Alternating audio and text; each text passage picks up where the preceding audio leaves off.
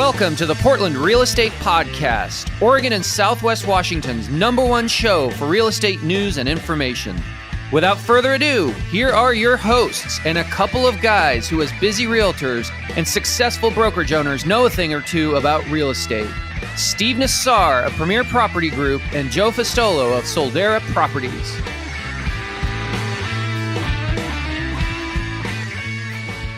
Welcome back, everybody, to the Portland Real Estate Podcast. This is episode number 146.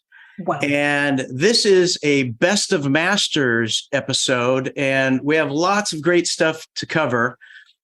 Admittedly, Steve and I kind of took August and September off to enjoy our families and play some golf and go fishing and still sell a ton of real estate, but we wanted to take 2 months to do things that people do who don't have a podcast. So we have lots of material to talk about. And what's special about today is we have a guest co-host. And what we're doing is we're going to unpack the hottest topics, the most burning questions, the threads with the most impressions and emojis and comments. And so we're ready to go. Again, welcome after the break. I'm Joe Fustolo with Soldera Properties, and introducing our guest co-host is our co-host and my buddy, Steve Nassar from Premier Property Group. Steve? Thanks. Glad to be back, Joe. Glad to be back. You know, it's interesting. I actually did do all those things you just rattled off. You said we spent time with family. Obviously, I did that. Obviously, I went golfing. But I don't normally go fishing, and I did go fishing in the Columbia, right? Not too far from the mouth of the Willamette, and my buddy got a big salmon. It was really fun. It's not something I do on a regular basis, but I had a good time that time. So you included me in that when you were. I'm assuming you also went fishing. I did all those things, and my little trick whenever you go on a vacation, if you go on a 3-day something. Whatever it is, you just say real estate before it. I'm going to a real estate fly fishing seminar. I'm going to a real estate golfing weekend. Oh, I love it. Right? And then it's kind of like, oh, he's doing something for real estate. And then, or I just call it meetings. Yeah. He's in back-to-back meetings. Yeah. Which, and that usually is a meeting with people on a golf course is oftentimes what that means. Oh, that's awesome. So, hey, we have an awesome guest here, everyone. I am excited to introduce Tammy Wittren with NFM Lending. She has somewhere, I saw this on her website. It surprised me because I didn't know they allowed people to start in the lending industry in grade school, but she's got 30 years in the business. She has a stellar reputation in the industry. She's been around obviously a long time. I've done transactions with her over the years. You've ever had a transaction with Tammy, Joe, that you remember? I think so. Yeah, we just had one. Yeah. A couple months ago. You know, when you guys are doing as many as you know. Yeah. Obviously, I didn't do the follow-up I should have if, I'm not top of the list, but, Yeah. So I've done a few over the years, and you've always done an awesome job, and and I've seen you at some various functions over the years, and so we wanted to get some perspective from a lender in the current environment we're in. And let's be clear, it's a challenging environment. We've done some podcasts building up to this day for the past 6-7 months. And I can confidently say that, it's getting more challenging, by the week and day and month, because I just saw today on the news, as I was getting ready to leave home and come here on CNBC, I saw that rates are the highest they've been in 20 years. Their Mortgage News Daily has said they're 7.22, I think, is what I heard. So we want to hear a little bit about what you're, Tammy, you mentioned prior to being on the air that you hold an economic summit. You were recently interviewed a keynote speaker for some conference in Florida that you did via Zoom. So clearly you've got a lot of insight into what's happening, and you can share that with our listeners and those watching us live stream right now. So let's take it from the top. Welcome, Tammy. Awesome. Great intro. Thanks, guys. I'm honored to be here. Really appreciate the invite. I know you get asked all the time, not necessarily daily rates, but more on a macro 50,000 feet, like, where are we going? Should I sell my house now? I mean, we've had 10 years of appreciation. If you sell now, it's kind of like you've gotten 9.5 years of appreciation since 2012. And are we at the tip of the roller coaster? Is it going to be a 5-10 year cycle, or are rates just temporarily high? And are we going to settle in the 5s and 6s in 6 months? Oh my God, there's like 5, like 4 things on one hand and 4 on the other of ways I can answer this question. Do you mind? Can we just start with the big question is, what are the experts saying about mortgage rates and our market, and maybe talk a little bit about recession? Are you guys okay if we start Sure. there? Yeah. Sure. I just want to remind everyone that nobody was correct on this from all of the experts. And so if you are a gambling person, shoot the die. We all have about the same ability to predict the future. But here are the fundamentals at play. The pandemic happened in 2020. I just looked the numbers up this morning. Almost 6.7 million people have died due to COVID. Okay. It shut the world down. It was the first time in the creation of any information that the entire world ceased and closed borders and stopped. And when you think of that, that required immense intervention from all markets. We are a global world, whether we like to think of it or not. And what we do here in America affects about 50% of what's actually happening. We are so globally connected that right now, the bond market or the gilts that are being traded in in Europe, in the United Kingdom, are actually pulling our markets down across the globe. We are interconnected. For us to not take into consideration there is a war with Russia and Ukraine, that 30% of all food and energy come from that region, and it supplies fundamentally 80% of the food and energy to Europe. Those people are suffering. And then as you go across the pond and you look at China, China has its own problems, of which we're not totally in tune with because they're a communist country and they protect the information that's hitting the internet.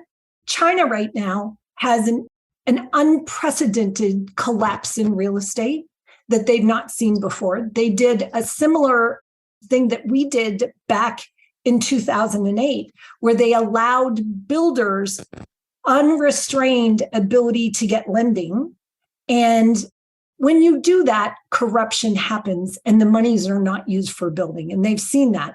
There are blank cities in China that don't have any homeowners in. I've seen those. I saw a news broadcast, maybe it's 60 Minutes. They showed the city with high rises that nobody lived in. It's creepy. It's fascinating. Evergrande, they're now, it looks like, going to take to court. They're selling their yachts and everything. But there are all these things bubbling globally that I think we've never paid attention to because we haven't had to before. But the reckoning is here.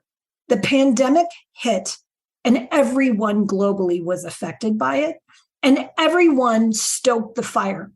And when you have so much of an influx of cash or subsidy or government intervention and too few goods, exacerbated by supply chain, exacerbated by tremendous amount. Just look in the US, you guys. We put in $150 billion worth of subsidy, cash into the monetary system to small business, corporations to keep afloat. Not to mention all of the cash that went out to all of the US citizens, et cetera. I'm just saying you cannot have that humongous influx of dollars to chase so few goods. And that's really the fundamental definition of inflation, right? Mm-hmm. So then that exacerbated itself to create the cycle that we're in right now.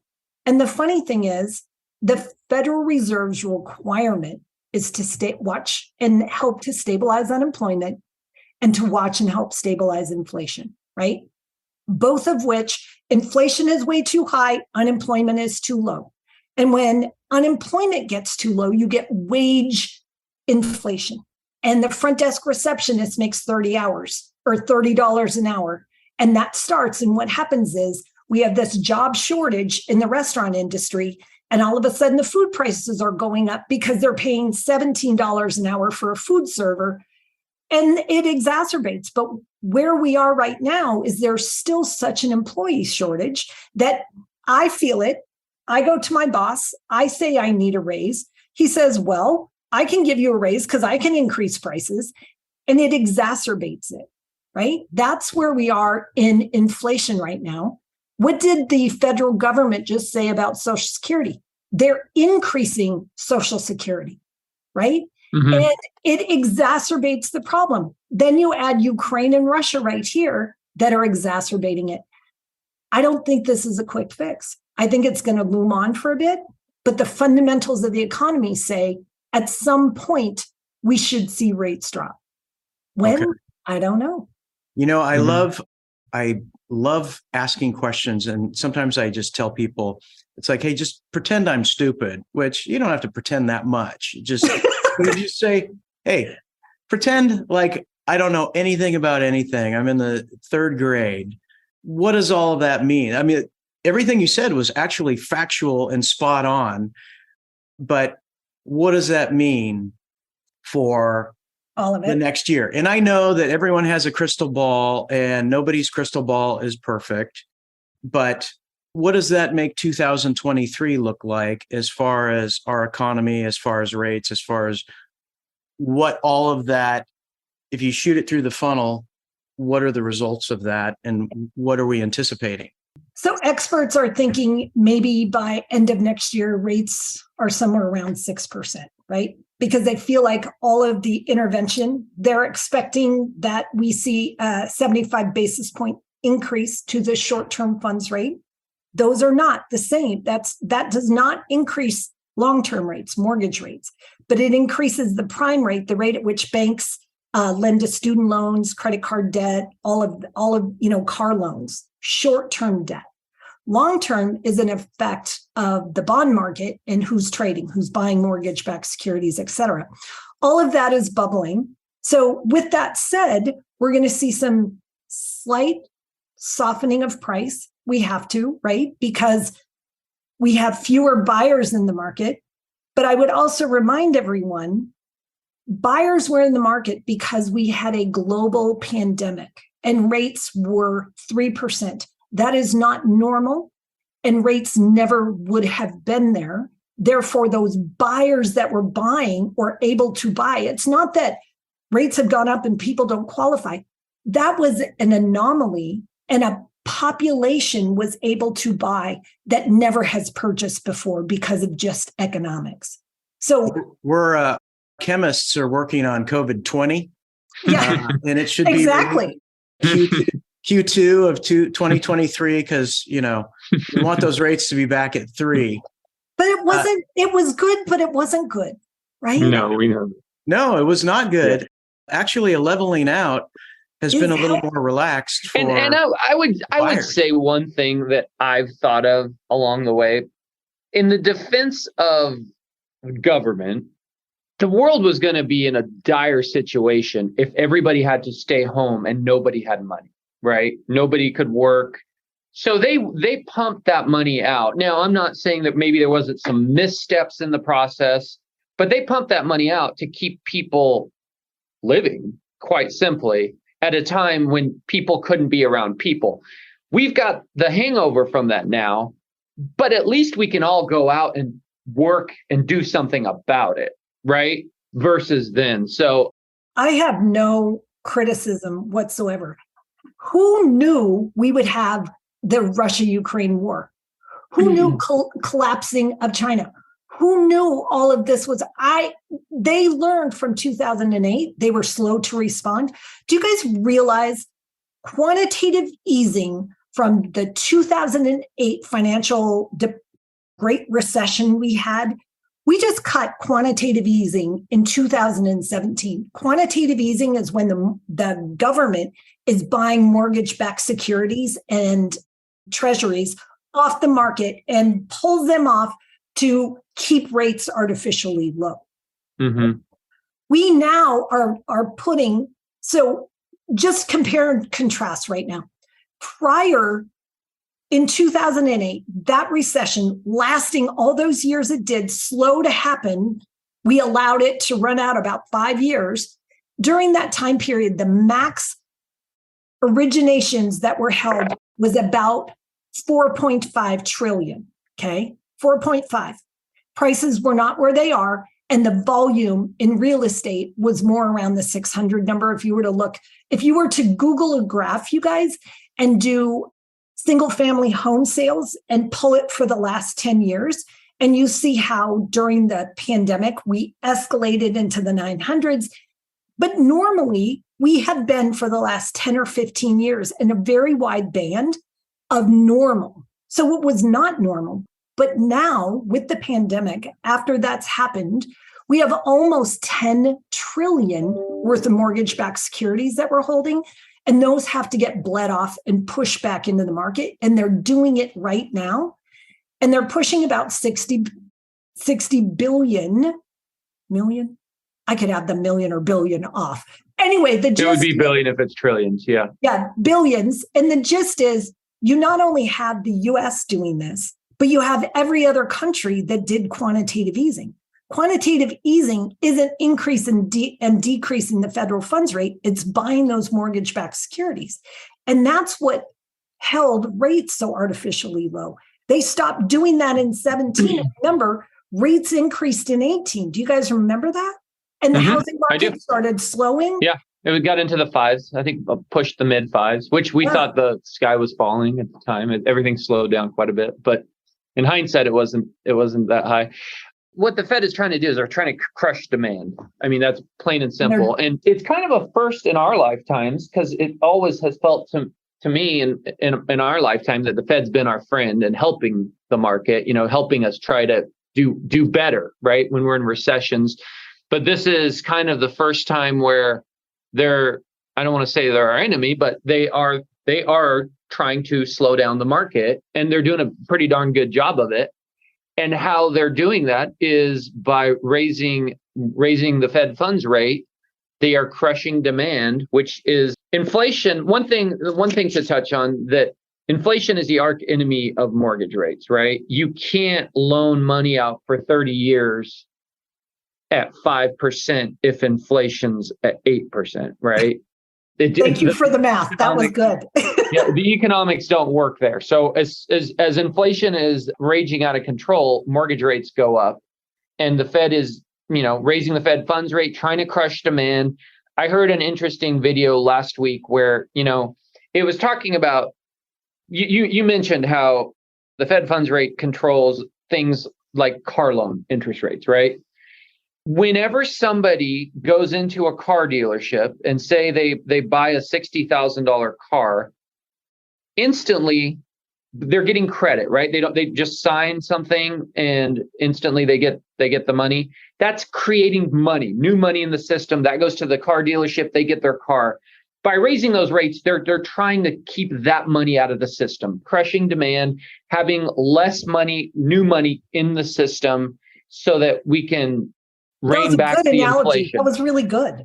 In our world, it is absolutely crushing demand. I was watching business news this morning, and I got some stats in your world, Tammy. They said that refis year over year are down 86%, which is almost in the entire bucket, right? I mean, 100% would be we've gone to zero.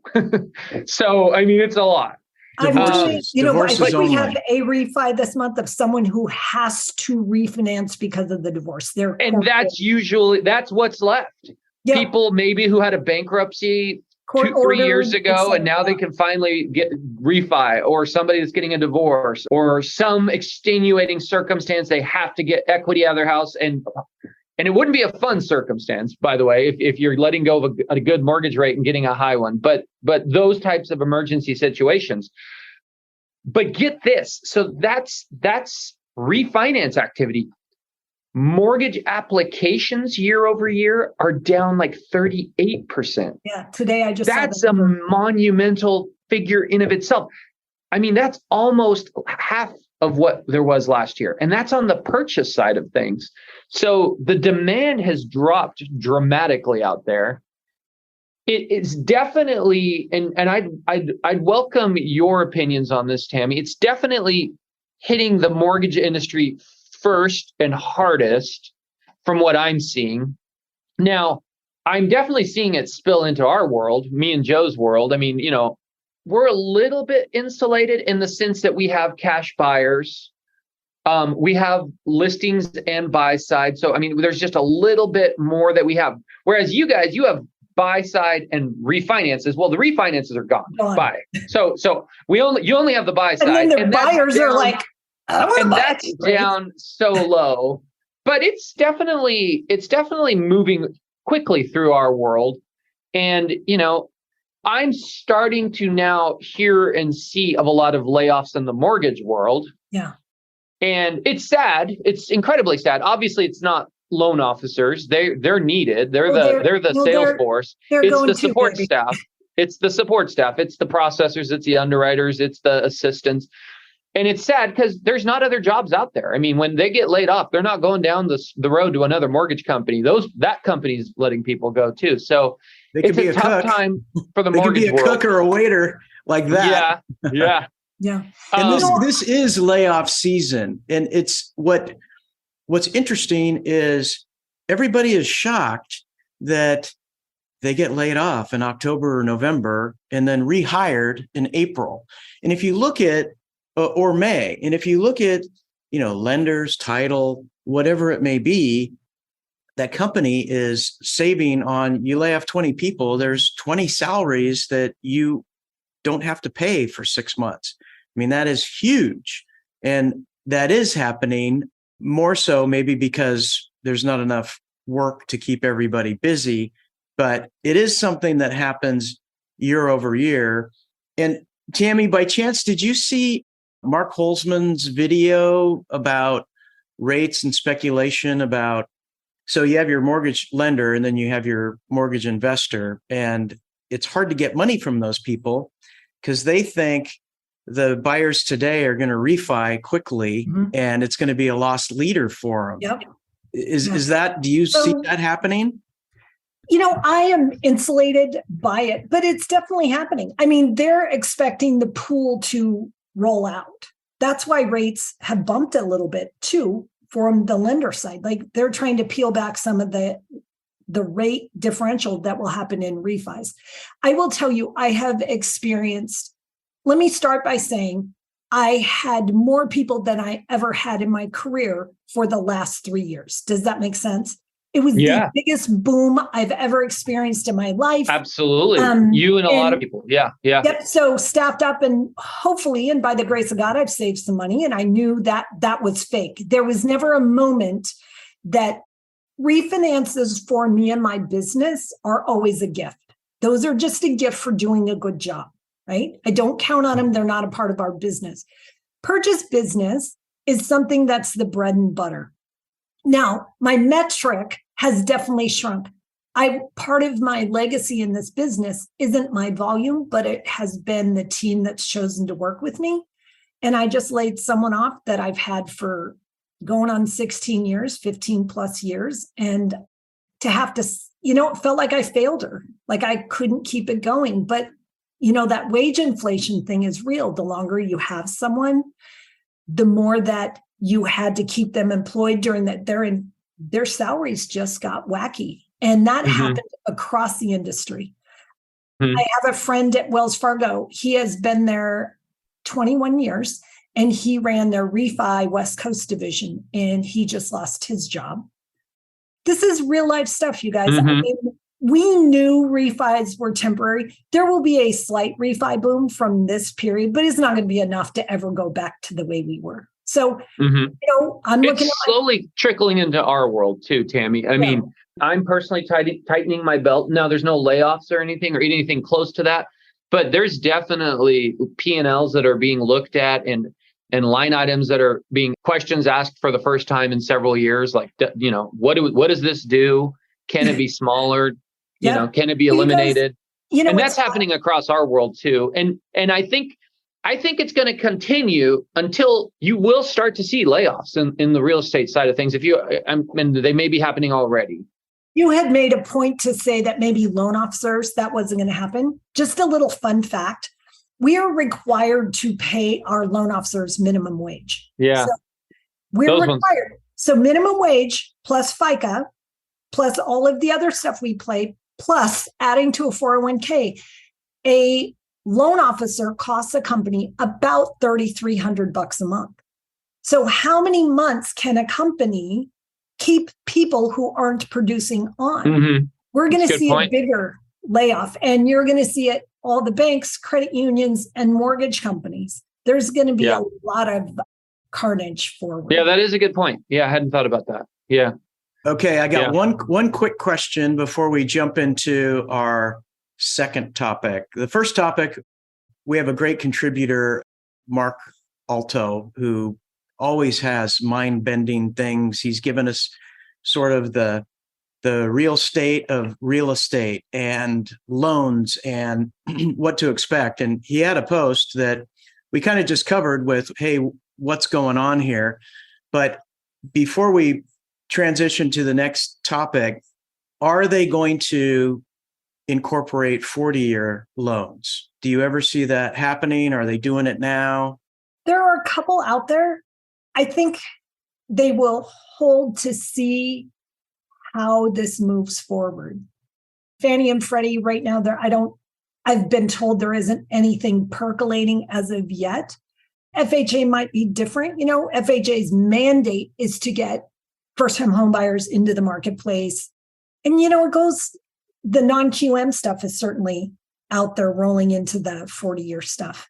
Affordability, I think we have a perception that it's not affordable. We'll see. It's a perception. But the other thing people fail to realize is we also have had some tremendous costs of living. Our assets are appreciating. It's not just that the housing prices are getting out of whack. Wages have also increased tremendously over the last few years. Yeah. To sort of round this one out, Steve and I kind of talk about real estate.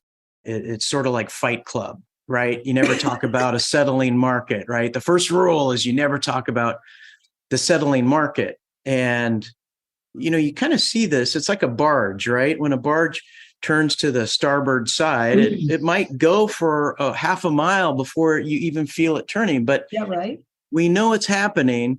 And some people are just like, nope, market's great. Great time to sell and buy simultaneously. It's awesome. It's awesome. Well, now we're starting to get people to say, yes, it's settling. That I love jokes and memes and stuff. You ever see the meme of the girl? She's screaming at the white cat. The cat, yeah. And she's like yelling, and she's like, I'm not paying 7% interest on a mortgage. And the cat says, well, rent is 100%, right? Yeah. And I just you have the people saying, hey, you marry the house, but you date the rent. Just buy the damn thing and then refi in 6 months, right? It's a little bit of, there's some acknowledgement happening here. And I did watch the interview with Mike Fratantoni or something like that, the mortgage economist with MBA, Mortgage Bankers Association, interviewed by one of NFM's own, Greg Schur. And their prediction, they were kind of all over the place because nobody really wants to say a prediction, because in 6 months from now, we can go back and listen to it and say, you were wrong. Exactly. But their prediction thereabouts was 6 to 9 months, we'd be in the 5 or 6 range.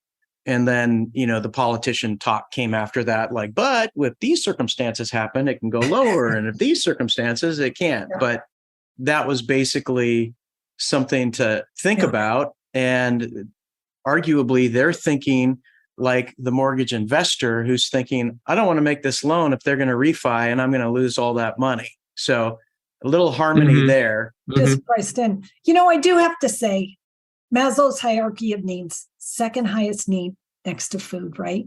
We have to have shelter. And we have been accustomed, we've been on the dole for 14.9 years of some sort of government intervention on rates. But the truth is this, people will continue to get married, form relationships, and they want something that over time, much like the stock market, is a proven appreciator. I don't know of another investment that allows you the leverage that real estate does. 400,000, you could get in for as little all in as 25,000 and then acquire that whole asset to rise with appreciation. Overall, historically, for the last 100 years, if you were to look at a chart, the mortgage industry, appreciation, and the stock market, they're very parallel. There are small drops over time, but historically, home will appreciate. Those are all benefits to home ownership, but the truth is this. In America, the reason we have the Social Security system the way we do, and it's created with the 3% increase, is that if you make 1/360th of your mortgage payment every month, and you have that house paid off by the time you retire, your Social Security should be enough to pay your property taxes and your homeowner's insurance, and you can retire in America. And I think we as professionals pull out all of the, oh my God, we're not going to make as much appreciation. In the last 4 years, just close in Northeast, there are some markets that appreciated 34% in 4 years. When the average house price was 800 and you take that times 34% year over, you guys, it's a ton. Even if the market slides backwards 15, 25, 30%, most of us still have equity. Loans today require tremendous, beautiful credit, income, and total cash to close. People aren't walking away from that. I still think home is one of the most solid investments of anything you can do financially. It's a cornerstone of your financial future. And I'm a strong proponent of home. Hey, I'll talk a little bit about Fight Club, Joe. I mean, the reality is, it's funny. I've seen a couple people on social media that are agents in the business talking about how great the market is, and it's just fake, right? I mean, they're talking about, you can tell it's just phony baloney. The reality is, RMLS data doesn't lie. I mean, pending sales are down around 30%, right? Year over year. Inventory 2.4%. So if you had the same amount of clients working with you as last year, your income has dropped 30%. You're going to make 70%. That's the bad news. The good news is you can gain market share and overcome that. That's one opportunity. And that will naturally happen. I mean, Tammy, you said it. Like, there's going to be loan officers in your world that are let go because they weren't doing anything for a while. And suddenly there'll be some market share opening up. I do think you said this, Tammy, and I'm going to agree with you here. I really do genuinely think the market is going to recede close to pre-pandemic levels. I think we had gone up 8 years in a row from 2012 to 2020 in a pretty organic fashion of supply and demand appreciation. When 2019 rolled around, it was kind of slowing down and we were getting a little bit flattish, right? Yes. The only reason we went up 30, 40% during the pandemic was because of money thrown into the system, artificially reduced interest rates, and a one-time frenzy of activity because people weren't suddenly in the right house that they wanted to be in because of the pandemic. So why those fundamentals aren't there anymore? It's not crazy to think that we're going to give back the lion's share of those gains, if not all of them, in the coming year or two. I don't know that we're going to give those back, but remember too, in 19, prior to the pandemic happening, rates were on their trending up. We were getting off the dole again, and rates were at 5.25%, I think, when we hit the great, recession thing. Remember that, you guys? The pandemic thing. Yeah, the pandemic. So, but I want to be careful here because it's a fallacy to assume that means you should wait to buy, right? There are buying opportunities out there right now. I have listings right now that are sitting on the market with motivated sellers who've moved out of the area and are accepting offers at 2018 pricing. Okay. One thing we learned during the Great Recession of 08, 09 is the best deals in the market aren't going to happen when there's a light visible at the end of the tunnel. The best deals are going to happen when there's no light visible at the end of the tunnel and the seller's like, holy smokes, just I'll take your darn offer. Let's do this deal. They're motivated. They felt the pain, and the buyer gets that awesome deal on the house. I'm seeing flashes of that already. I don't think this is a scary thing per se that, oh my gosh, everybody should sit back and wait for prices to fall. They are in many instances already having fallen, and opportunities to realize that. At some point in the future, when mortgage rates seem to be on the right track back down, is going to be too late to get the best deals out there. The buyers who rush in and go, okay, mortgage rates are getting better, let me rush out and find that great deal. That's when the sellers are going to realize things are moving back in my direction and other buyers are rushing into the market to compete with them. So I think there are tremendous opportunities to buy now. I think there's also bad opportunities. I think there are sellers that aren't motivated, and that's where a savvy agent can help you identify those properties, those situations. I mean, a vacant property is always a good one that's been on the market for a while. You know, those distressed type situations. I don't mean distressed like they're upside down, but they need to sell. It ain't selling, and they're willing to do a deal. Don't you think too, you guys, remember when a house would come on and you would do your due diligence with the listing and you would create it probably at market price, right? And the next thing you know, because there's nothing else on in that market, it goes 100 over. Now, was that really the market price, or was that just a supply and demand issue? And I think I would always say, you know, like if an appraisal came in lower, I'm like, is it really low if you bid it up 150,000 and it came in above sales price? Is that really low? Market value is market value, and it's impossible. So we get all of our information from history, right? You look at what's sold. Anytime there is a market trend which changes that curve steeply or on a decreasing level, we don't have the history and the data to support it. But you know, anytime a market corrects, it's a really difficult time. I hear these brokers that say, gosh, it's not selling and I'm going to pay and have it staged and I'm going to get new photography, and they're taking it on themselves and they don't know that, look, it's not you. You use the comps of a different market to appraise this house today.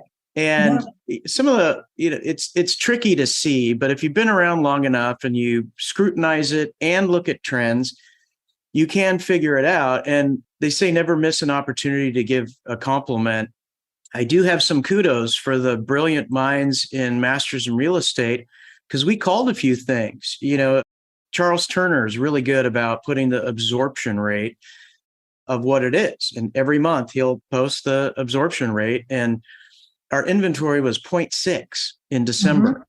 And people are like, you know what? It's going to be 2.5 by October, you know, maybe even as high as 3 in November. I mean, there's people actually calling this out. And I mean, I sold my house preemptively thinking, you know, there's something that happens before the economy changes. And that's the faith in the economy that changes. And consumer sentiment. It's not the economy, it's the panic. The perception of the economy. It's the perception. Yeah. And so, Steve, I was talking to Tucker the other day and I said, well, I didn't call it perfectly because we still had another 9 months of appreciation. And he's like, hey, man, you got out. Better to be early than late. He's like, you're safe. You're safe. You know, no blood. Well, and, you know, it's all, you know, what I would also love to throw in there is that in this market, we talk about winning and losing, maybe, you know, like I won because I got 100,000 over on my house, or, you know, I've had it on the market and I've had to come backwards. Appraisers right now, what we're seeing is comparables have to be in like the last month That's how quickly the market changed for them.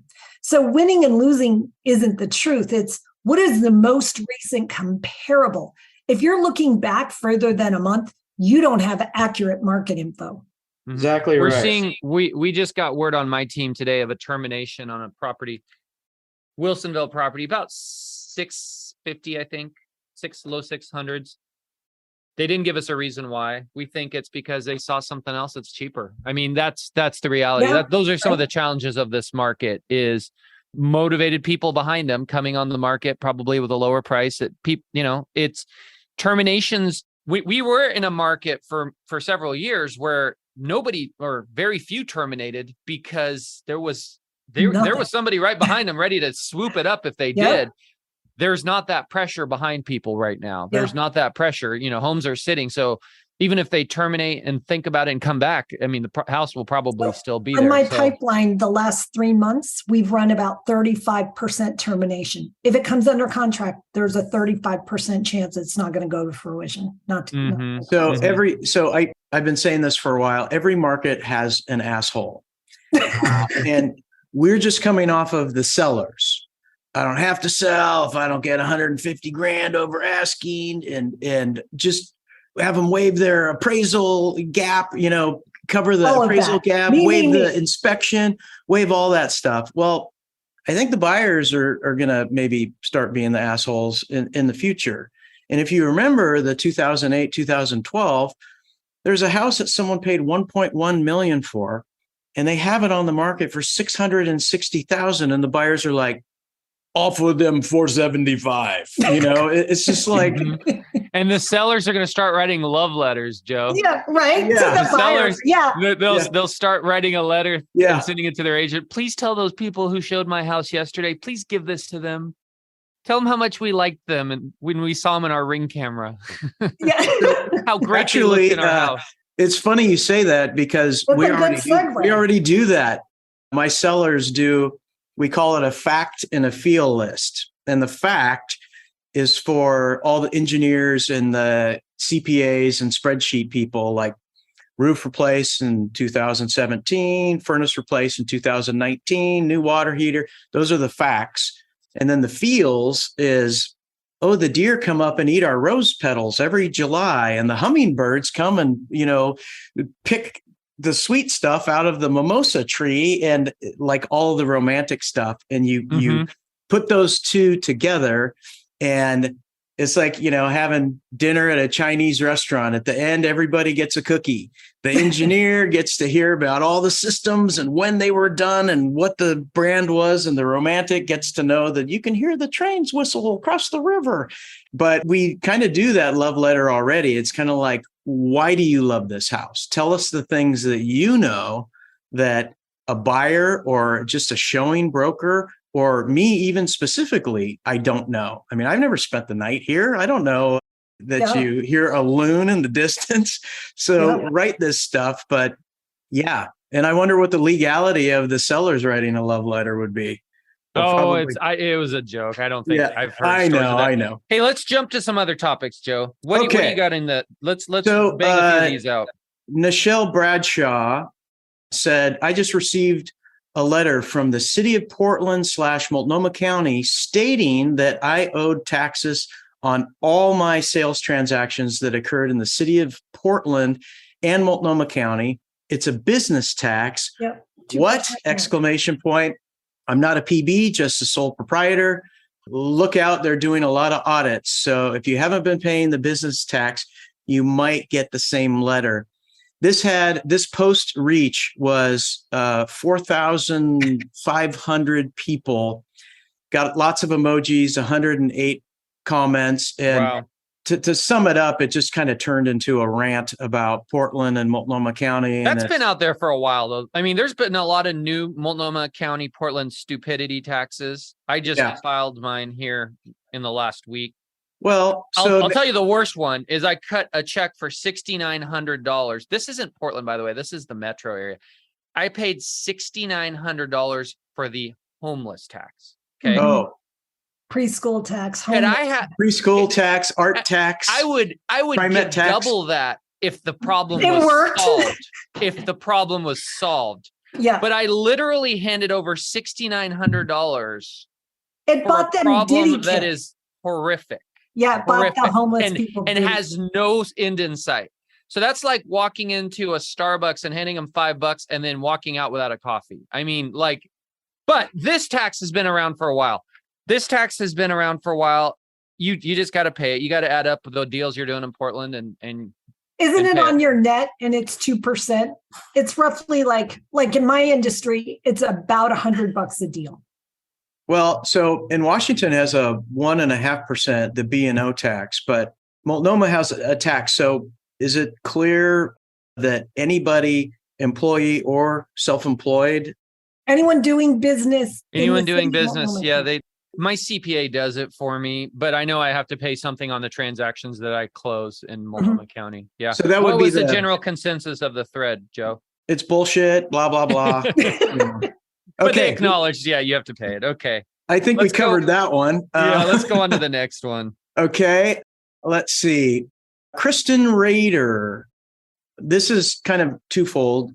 She said, I'm sure this doesn't apply to anyone in the group, so please help teach manners and ethics to the new agents in your offices. In the last 48 hours, my seller was excited to get 4 showings scheduled. She cleaned and made arrangements to be gone for 2 days. The first showing, cancellation 1 hour before. Second showing, the agent left the front door unlocked. Third showing, the agent canceled 30 minutes before.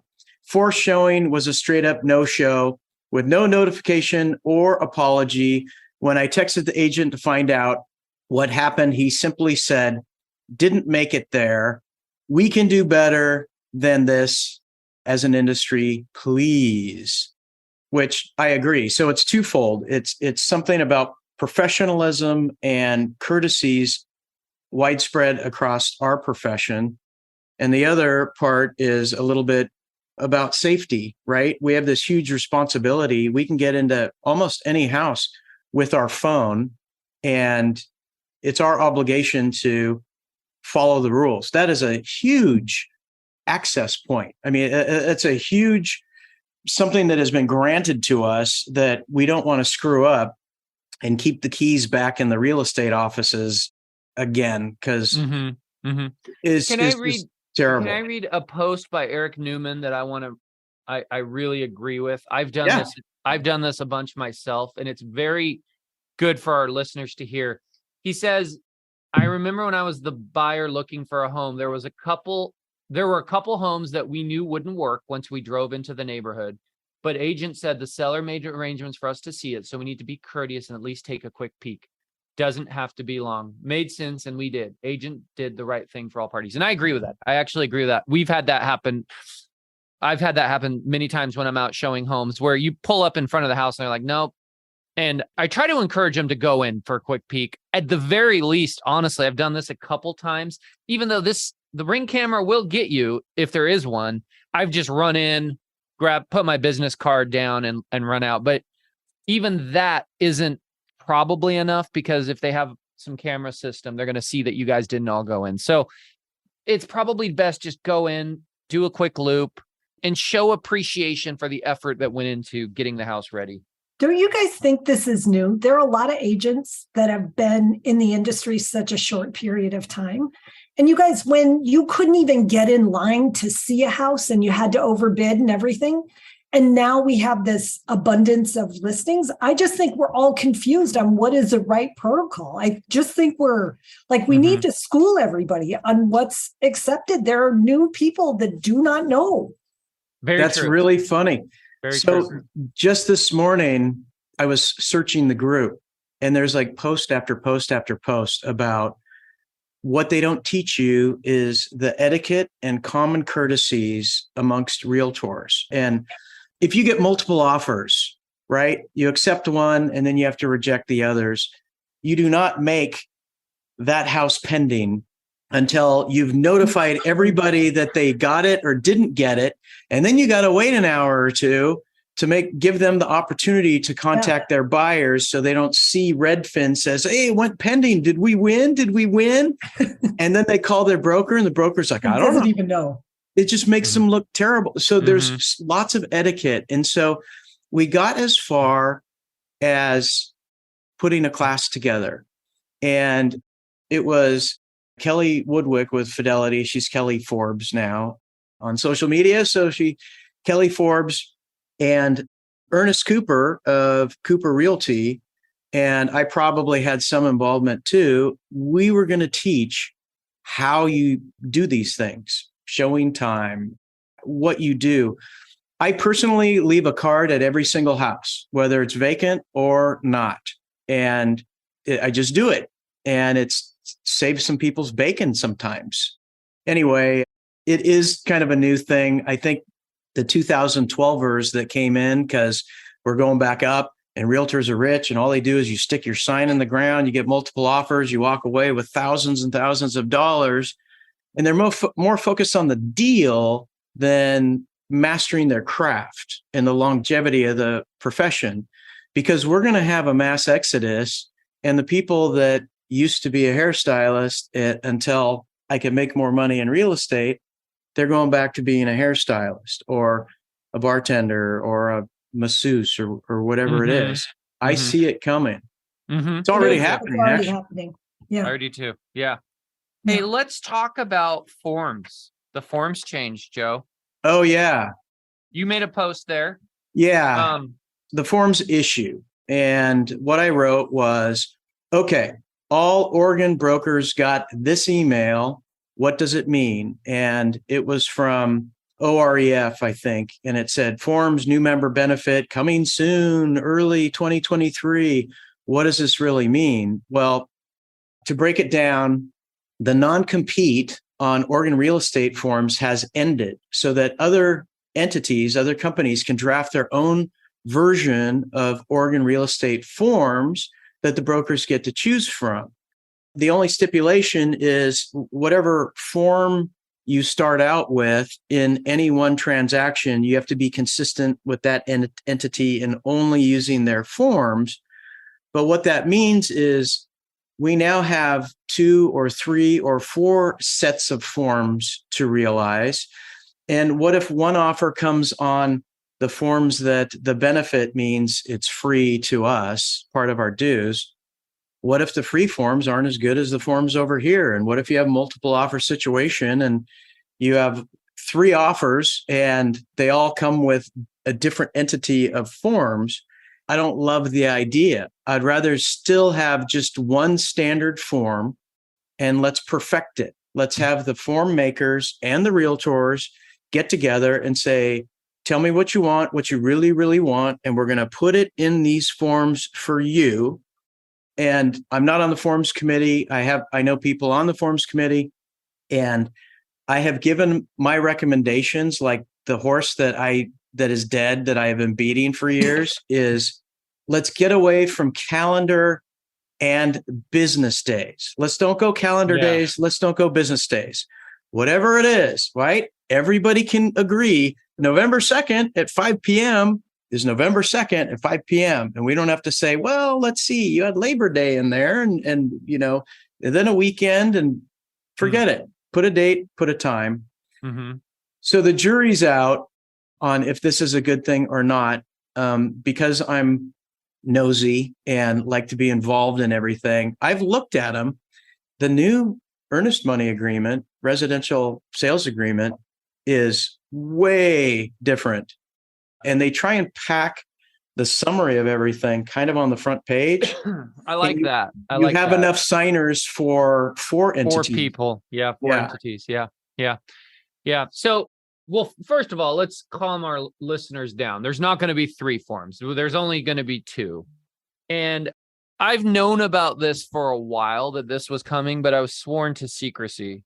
I'm very close with some of the people that are, high up in the Oregon Association of Realtors. So I heard well over a year ago this was coming. Now, like a lot of people, I wasn't excited about it. The idea that, like you said, Joe, I can relate to this very well because I'm licensed in Washington. So I already have 2 forms, one in Oregon, one in Washington. One's English, one's Chinese. They're completely different. Things are in different places. Things are worded differently. Timelines are different. However, one nice thing that was working in my favor before was if I had a listing in Washington and got multiple offers, they were all on that form. If I had a listing in Oregon and got multiple offers, they were all on that form. If I was writing an offer in Washington, it was always on that form. If I was writing an offer in Oregon, it was always on this form. That is now changing in Oregon. You might have a listing that gets 2 different offers on 2 different forms. And so you're looking for different things in different places. Your seller's looking for things in different places. Another thing that occurred to me through the questions and answers that they gave us, the new forms through OAR, is, Joe, if you have a listing, you and I have to squabble about what form we're going to use, right? It's kind of like we pick escrow right now. Do I just automatically assume you want it on the form I love, or do I have to reach out to you and see which form you love? OAR is saying that the new forms are going to save us money because they're included in our membership. But I think we're all still going to have OREF because, and I'll tell you why, because if somebody gives me an offer on an OREF form, you just said it yourself, I have to counter on an OREF form. Therefore, I have to have access to an OREF. So I don't think anyone's going to save any money. There's definitely some logistical challenges. Now, I trust the people at OAR, and I know they're going to come up with a better form. I believe that. I just hope they can encourage everybody to use it, or the vast majority to use it. I really hope that a couple years from now, it's not 50-50 and half the deals are on one and the other half are on some, or that we need both, because, some people are like, well, the listing agent should say which form they want, right? It really depends on. I don't know. I mean, we're going to find this out together. We're going to find out together. Depends on whose market it is, right? When we were competing, definitely, yeah. If you're listing to get a buyer in there, and it's like, I'm putting the seller's escrow preference, right? Or the listing brokers.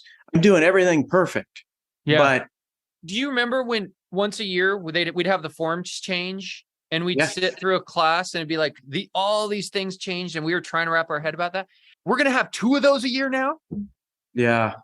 There was a comment from somebody in that thread that you posted. I really respected it.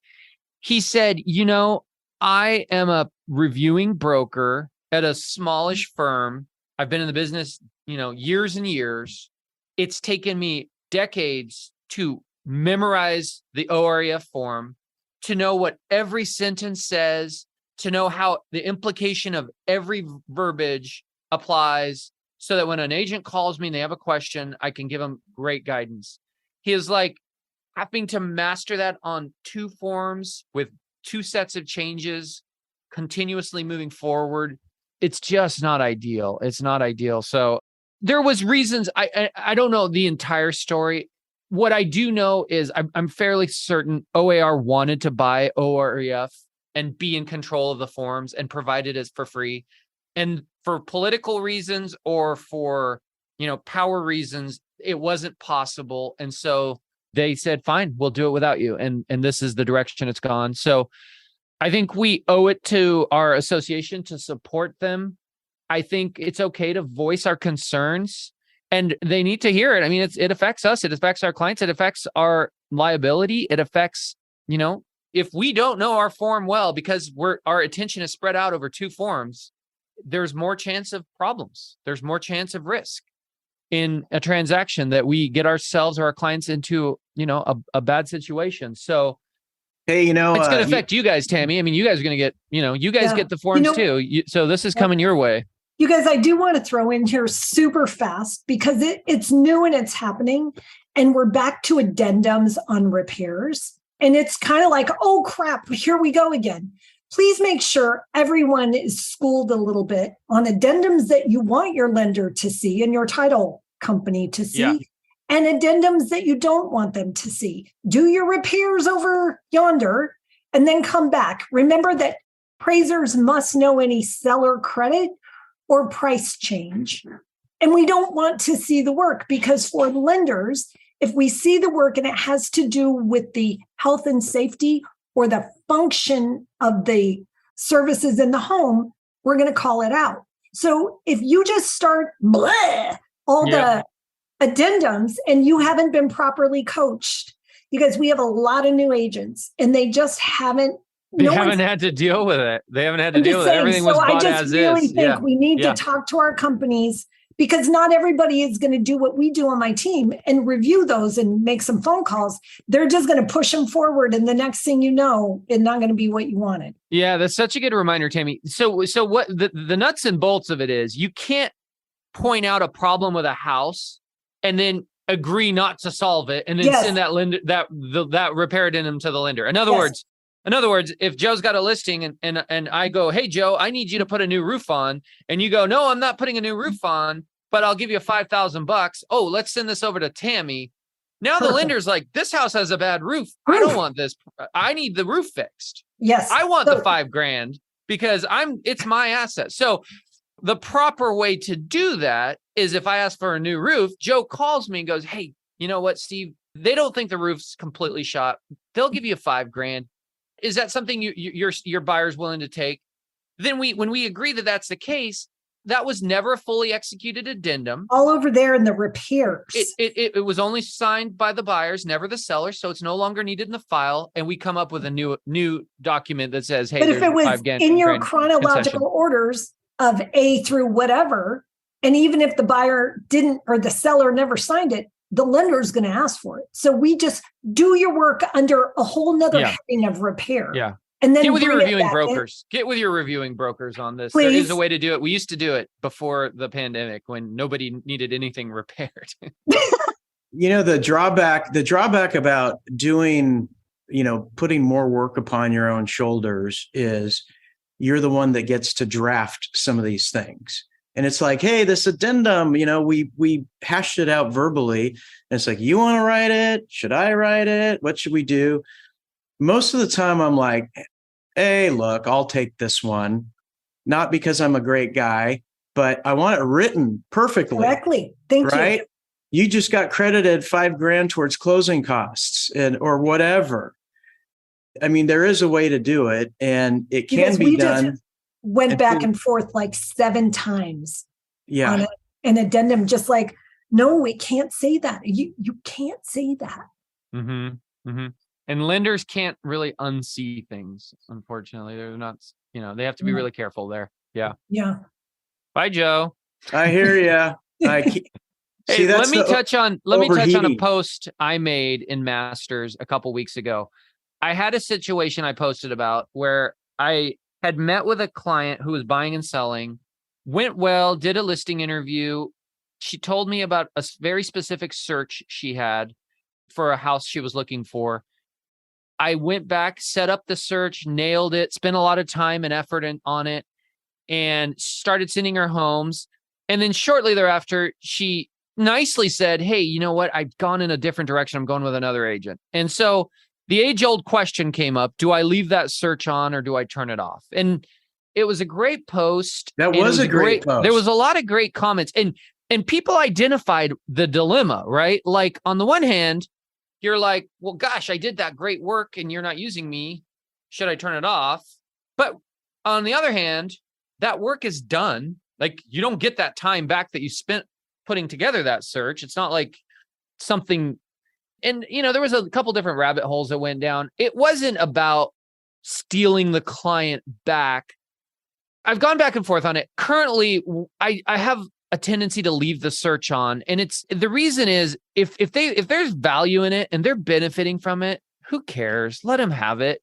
Maybe there's goodwill out there in the universe. Maybe if something does happen with that agent, they'll come back. Sure, that's nice if that does happen. But even if they don't, maybe they'll go, that Steve Nassar, I didn't use him, but I had a great experience with him. And gosh, he really did a good job. And I can tell he's a good agent. That was kind of my mindset is, to me, it feels punitive to turn it off. Because in this case, they're still looking at the search. And make no mistake, I'm not an idiot. I know what they're doing. They're seeing a house they like and they're calling their other agent and going, hey, I like this one. And the other agent's benefiting from my search. I get that. But that's okay. You win some, you lose some. I just didn't see the need to turn it off. Now, it was a really good comment. And there was I would say it was split 50-50. Some were saying, oh, I always turn it off, and others were saying, similar is what I thought. But I did say in that post that I'd share my thoughts and my beliefs here on this podcast. So I wanted to touch on that. I wanted to address, this is just a short one, but Mark Alto again, love that guy. He said, it's kind of a call out, and it's like, good morning, masters. I'm sure I speak for all loan officers, escrow officers, home inspectors, electricians, builders, CPAs, financial planners, et cetera, when I say thank you to the awesome realtors that keep us all employed. We're going to all be heading into a very different market, but we'll be doing it together. Thanks again for the hard work that you put into getting houses on the market, bringing in new buyers, et cetera, et cetera. It's a lot of pressure, and you are the engine that keeps this all moving. We all know that what appears to be magic to the buyers and sellers and the rest of us is anything but. It's hard work. So thank you. And we're all going to be doing everything we can to support and help you. And I love the kudos, but I also look at it a different way. When our market was just booming, we weren't held in the highest revere with some of the builders, and we're forgotten. When the market's great, we were forgotten by a lot of lenders, and some of the builders were changing how they do things. And I'm not necessarily talking, this isn't an antitrust thing. I'm not talking commissions. I'm just saying when the market was booming, our value was less. Diminished. Mm-hmm. Yes. Now that it's corrected a little bit, I think we're going to be the all-star again. Talk about the iBuyers too, Joe. I mean, it goes into that too. Believe it or not, they are struggling. Open door stock might be zero, or it's very close to it. I mean, I'll be surprised if 6 months or a year from now, they still exist in their current form. And I said, back when Zillow was still buying houses, I said, I don't believe in that model. It's fraught on all sides. When the market's good, people don't want to sell to an entity like that because they want to put on the open market and get multiple offers, right? Well, when a market's bad, good luck buying a house today, Open Door. Go buy that house. You couldn't even make money when the market was going up. Good luck making it today, right? Yeah. Go buy those homes and sit on them for 6 months and see how that works for you. And REX folded their doors, and Zillow stopped the iBuyer. Yep. So it is a good point, Joe. I mean, there's a lot of ick going on in the market right now, and it's challenging. But I think our stature as an industry, as professional lenders, as professional realtors, is appreciated. I would even say right here that I'm getting more listings today than ever, probably. And now I'm not saying I'm going to sell more listings than ever today, but I'm getting more listings than ever. And part of that is the change, right? People know they need a professional who knows what they're doing, has been doing this for a while, knows how to market, spends money on their listings, knows how to get it ready for the best presentation. Because a year ago, anybody could do it. Your cousin who just got their license could do it. Your poker buddy could do it. Whether he's been in the business a short amount of time and does a lot or has just got in the business, whatever the case, the pros are rising to the top. I do believe that as well. I just think there has to be a desire to serve, right? To do the work and to serve. And regardless of someone's tenure in the industry, if we're really, like what you said, I'm going to keep the search on because, you have a servant's heart, throw them a bone. Maybe because of you, they find a house. You guys, karma does work. It's out there, just doesn't work on your time frame. I think, absolutely. I've been so blessed to work in this industry. I honestly there isn't a day that I'm not grateful for the opportunity to help people with the single biggest purchase of their life. So I think if we're in for a little bit of an awakening, a little bit of shift, but it's going to be good. I agree. I guess we have to give everyone pumpkins this year for October and plant flags. And do we have to do all that stuff again? Yeah, Joe, it might be a little late for pumpkins if you're going to do that. It's the 19th today. We should talk about a marketing calendar. Maybe. Well, they say if you love what you do, you never work a day in your life. Yeah, isn't that the truth? You guys are true professionals. It's awesome to see all the work you do for the industry. I think I say on behalf of, everyone out there, thank you, because you add context to what we all do and help us with all these problems that you don't really know where to go for the answer. Mm-hmm. Mm-hmm. Joe has said very vocally in the past that he started Masters during the dark days of, the Great Recession to provide community and to provide professionalism as an industry. So it's nice going into whatever we're going into and that we've been in for a little while now to have that, right? It's not something that needs to be created. It exists, right? Yep. Yeah. And I would just tell all those people that are newer to the industry, we will get through this. It's going to change. Nothing is ever permanent. But if you want to do this, now you got to do the work, and you may not have a feast. There may be a little bit of famine. And this is why we are paid very well in our industry, is because it is not a guarantee for anything. And I think when people believed that it was easy money and stuff, that's why we had the influx. Now we're going to get the people who really want to do the work and stay in. Mm-hmm. Mm-hmm. It's a very, very high paying, hard job. It's a very low paying, easy job. I would agree. And that's a good point. Somebody asked me the other day, they said, "Hey, Steve, are you busy?" And I said, I'm busy. Yeah, I'm as busy as I've ever been. Doesn't mean I'm making the most money I've ever made, but I mean, that is the reality of a market like this. We have lots of listings. We have to communicate with those sellers. We have to do marketing activities. We have to take calls.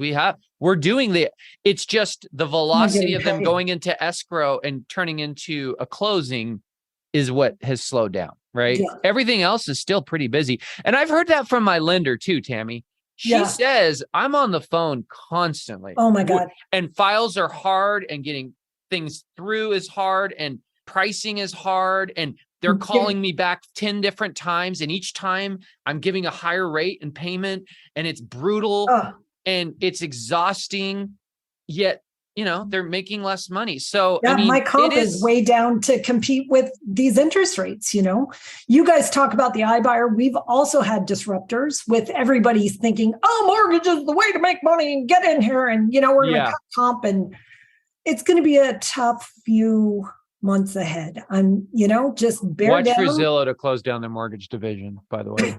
That's coming. That's coming.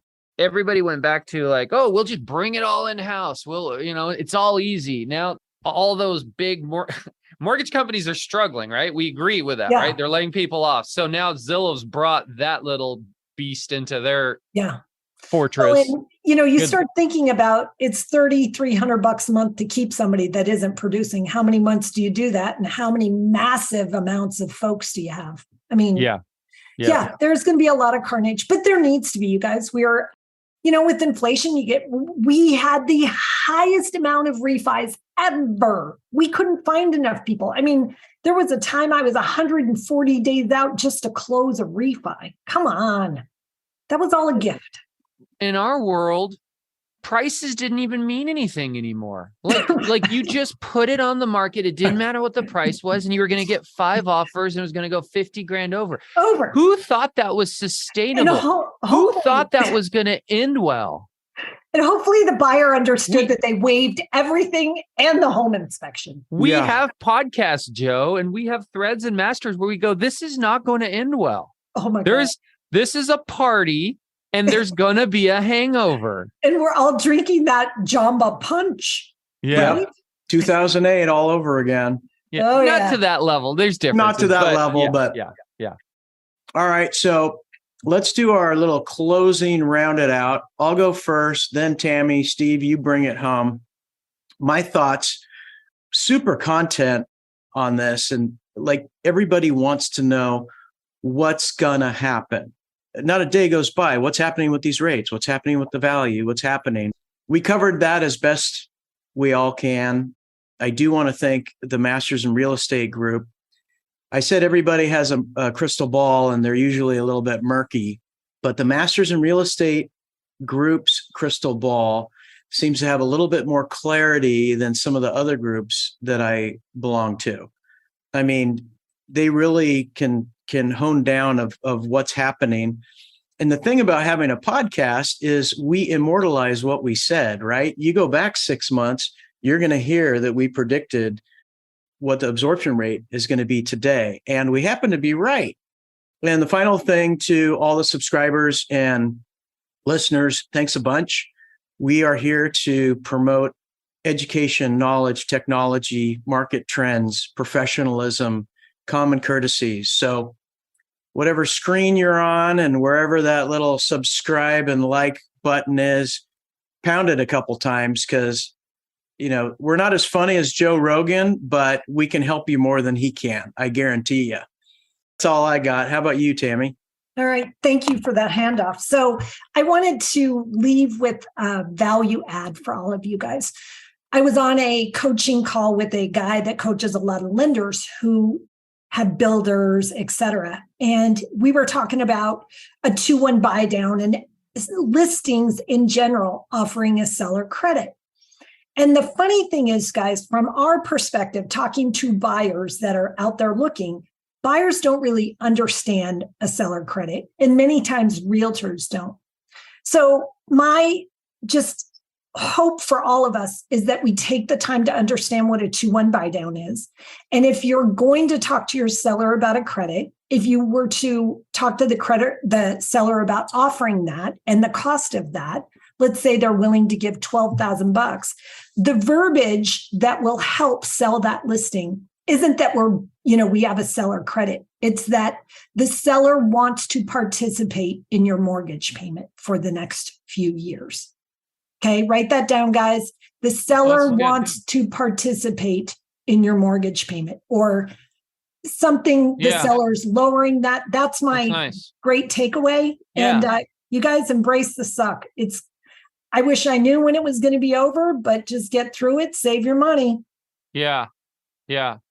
And that's, I mean, master your craft. And I'll be honest, the people who are just now realizing they need to be good at what they do and master their craft, they're in for a rougher ride than those who were professionals, even when they didn't have to. Those who were doing great marketing and giving great service and, staging homes when they didn't need to stage them, or, innovating their offerings, even though anything sold.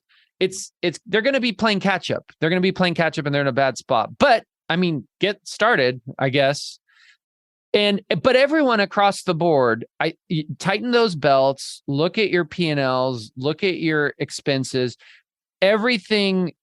You don't want to be behind you don't want to be behind the 8 ball with profitability. It's going to affect a lot of entities, big publicly traded entities, by the way, that have never been profitable. And now they're trying to figure out how to be profitable in this environment. Get those P&Ls. A lot of good things happen if you're fiscally responsible and your numbers work, right? You're free to focus on positive things, giving good service, innovating, improving, versus struggling to worry about expenses, right? And you never want to be. One of the best feelings in this business is when you're doing a transaction and you don't need the transaction. Right. You don't need it to close to pay bills. Yeah. Because you can do what's right for the client. And you'll always make the best decisions when that's the case. So make sure you're in a place where that's possible. Cool. I love it. Thank you for tuning in. Great show, awesome, you guys. Thank you.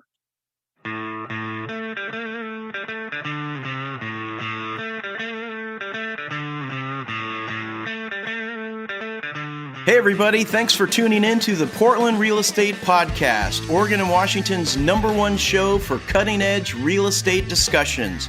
Also, I'd like to give a shout out to the members of Masters in Real Estate, a private and exclusive Facebook group, and the #1 source for all real estate topics. Thanks for being there, gang. I love you. Finally, I want to thank our faithful listeners. Without an audience, we're just two guys talking to each other. Make sure you hit the subscribe button so the new episodes automatically come to you. Make it great.